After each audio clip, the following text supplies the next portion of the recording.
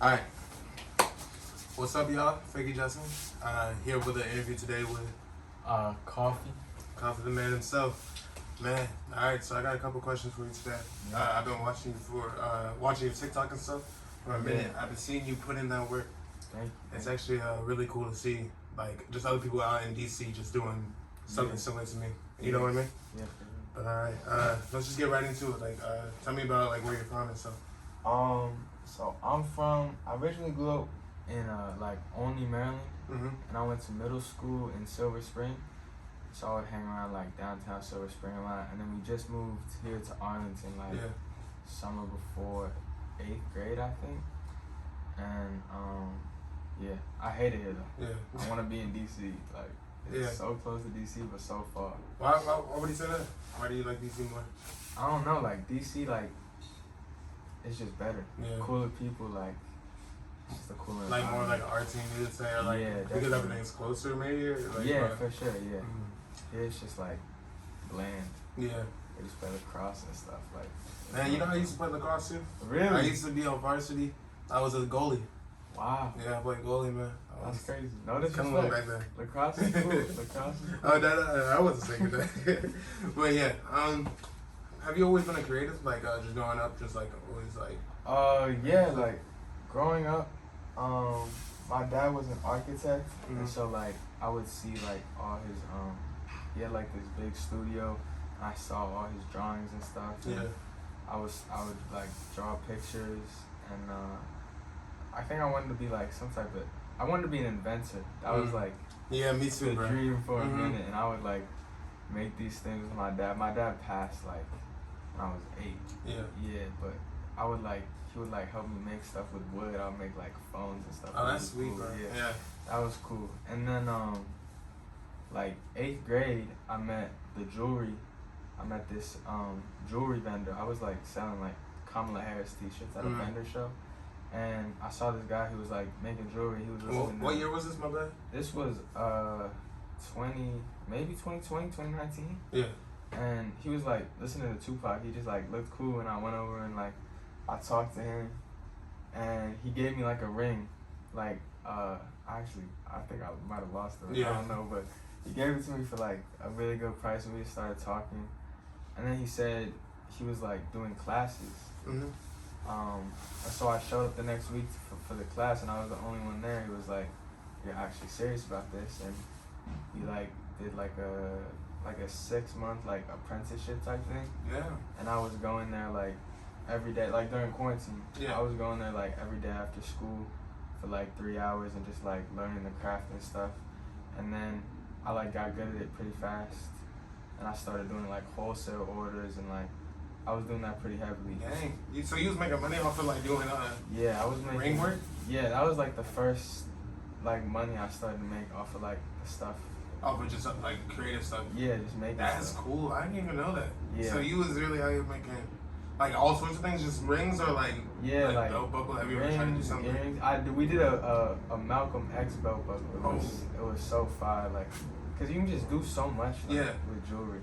But he's in Atlanta now, so I haven't seen him in a minute. But I'm definitely gonna do a Coffey's. It's Raw Originals. Shout out Raw Originals, okay? Check him out on Instagram. Raw Originals. I'm gonna do a Coffey's Raw Originals. I'm gonna do like a whole photo shoot, a whole set of jewelry. That sounds crazy. I can't wait for that, for real. I wanna go back to that for real. I still have all the stuff in my room. Oh shit, well, we're gonna definitely. You have to show me some of that after this, man. Alright, but what was I saying? So how did you get into sewing? So you said you started with the rings, but then now you're doing sewing mainly. So how did I start? Oh, I saw you know Cole Henry on TikTok. Cole Henry? Nah. He does like he does cargo pants, and I was just like his videos were like all on my free page, like constantly, and it was like him sewing and like making the cargo pants.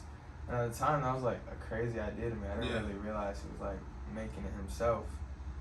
And then I just got to think about it, and I was like, that's kind of cool. Like, I kind of want to do that. Yeah, try to do something. Yeah. And so I called my brother, and I was like, my brother's at college right now. He's at Braedon College. He's cool. And I called him, and I was like, bro, I think I want to start making clothes, like low key. And then, cause then I could have like clothes, jewelry, and I was so fascinated by like the whole fit by me concept. Yeah. Like that just like. Yeah, I made this. Yeah, I made this, like that's like, so literally. crazy. Exactly, it is like it's so crazy, and so that was like, I was just like I want to do that, and so I got a sewing machine for like $90 on eBay, and I just like started making pants. Mm-hmm. And the first pair I actually still have it. I can show you. It was like.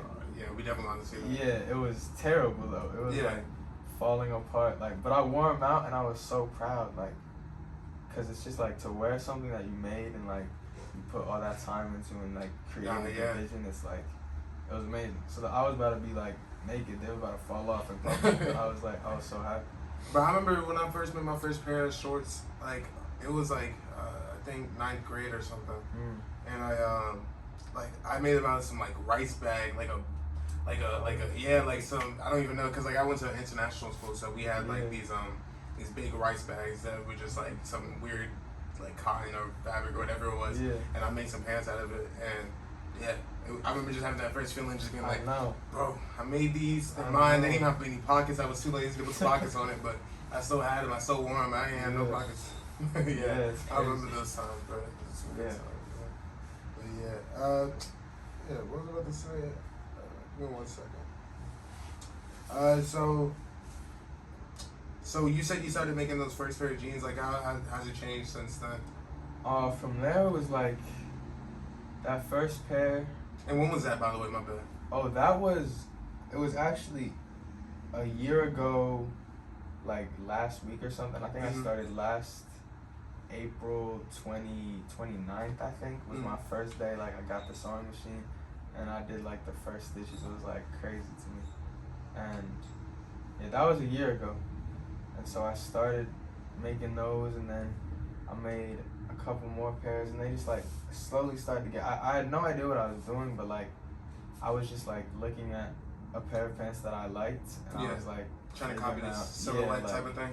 What's here, this stitching right here, like, and figuring out how to do it. And then like over time they started to look like real pants, and I was like, that's great. And so like maybe like 6 months in, I got to the point where I was like, I could sell this. Yeah. And that's when I started doing the customs on Depop. Oh yeah, and that was like the first time I ever seen anybody even make some stuff on Depop. Like, so like, I feel like I've seen it before, like for custom Air Force Ones, but who's really buying that? You know what I mean? But like for some jeans, I was like, yo, like this is something that was I ain't never even seen before. I hadn't even thought about. Yeah, cause I've been selling on Depop as like a side hustle for a minute. Yeah. And so I was just like, I guess like you already have the audience there. Yeah. And then it got like people were like liking it, and like got like 200 some likes, and people were like commenting. Like, I need one. Yeah, like people like messaged me saying it's cool. I was like, that's like the first time like I had gotten like feedback or recognition for anything. It was crazy, just on that like small scale. And then I was like selling them. Yeah. Like the first pair I sold for like $130. And I was like crazy, like someone spent $130 for like on some stuff that they don't even know if they're gonna get it out. For real. Yeah. And then I started selling them more and more. And then I started promoting them on TikTok. Yeah, I was about to just ask, like, how did TikTok play a role into like getting like that initial audience for TikTok, and then adding it into like your clothes? I started TikTok because of you originally. Like, oh shoot! Really? I saw you were like popping on TikTok. I was like, damn, like I gotta get on here. Yeah. And because I had tried like a couple times in the past, and my shit was just flopping. I was like, damn. It's a weird app. Like how you either hit or you miss completely. Exactly. You know? And so I was just like, all right, if I just like post like one thing every day for like forever, like something's gotta happen. Yeah. And so then like my first week, I did this video like just showing my big fabric pile. I was like, Real G's Flex Fabric or something like that. And it got like 600 likes, and I was like, that was crazy. Yeah. And then I just like kept doing it, and then I came up with the idea to do the collection. Cause I had the idea for like Coffeys, like I drew the Coffeys logo on my desk like probably the second month I was sewing, but I didn't really like know how it was gonna come about. But then I was doing the customs, and I decided like, I could put out a collection. You put your name on it. Yeah, exactly. It's just like cement it as like a whole package. Yeah, exactly. And so then I was doing the customs and like the collection. I was using the customs to fund the collection and buy all the fabric. And I was doing them at the same time. And that was going good for a while. And then I stopped doing customs. Or I was like, today's the last day to cop customs. And on that day, I sold like 15 customs in one day. It was like, it was wild. And but that's a lot of pants to make. Nah, yeah. So you was backed up for a minute. Are you still backed up now? I'm low key still backed up. Like, all right, little mishap right there, but it's all good. We back. All right. But you said you stopped doing the customs, and then what happened?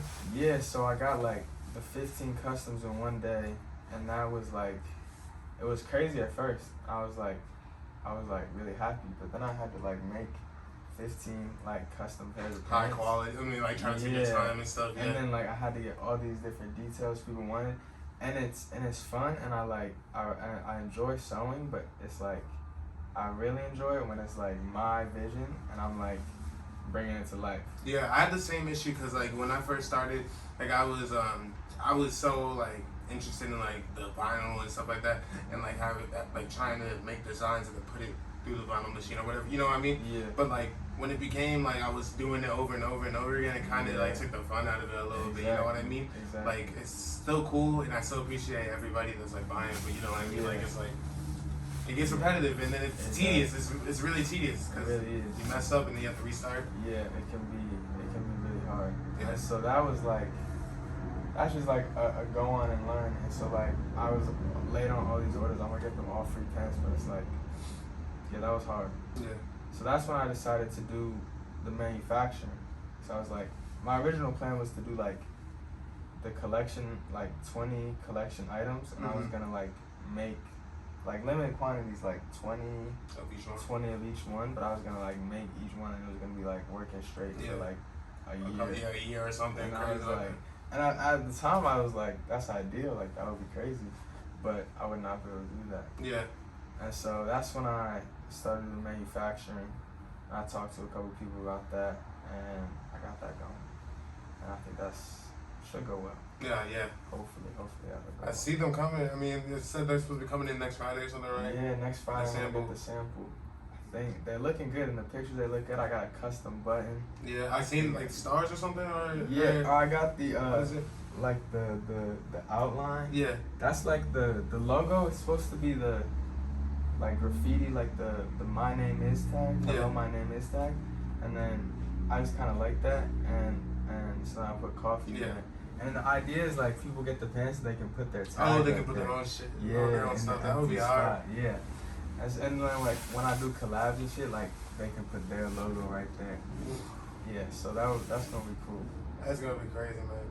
Well, since we're pretty caught up, like what do you see yourself doing in the future? Like maybe let me give you like 5 years and then 10. Alright, 5 years and then 10. 5 years I'll be 20.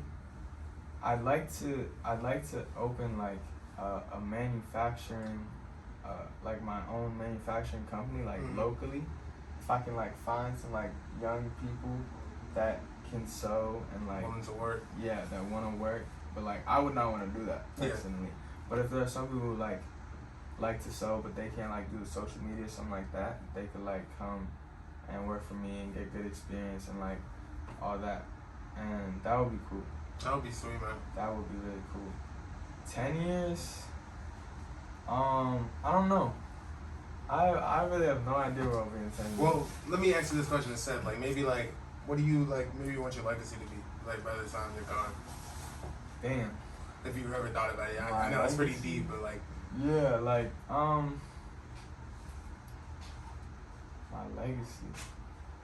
I don't know. I wanted to be like, I want people to like look back on like the stuff I made, like even though I'm not like crazy big, and just be like that's cool and like that's real.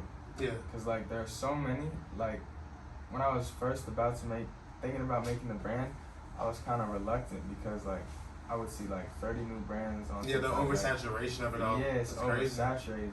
And so that's why I was kind of scared. But like, it's really like a shortage of dudes who are like actually like passionate and about genuinely like, trying to do it. yeah, genuinely trying to like put out like the image and like make cool stuff. Yeah.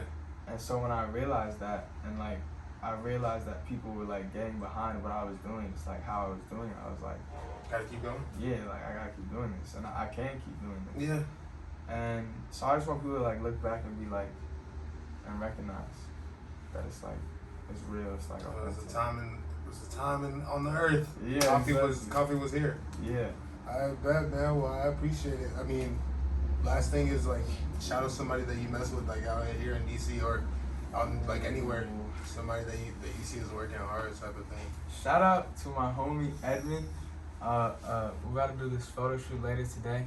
I met this guy like at my school, cause like there are not a lot of cool people in my school, and he found my TikTok and he was just like, "You go to my school? Like that's crazy."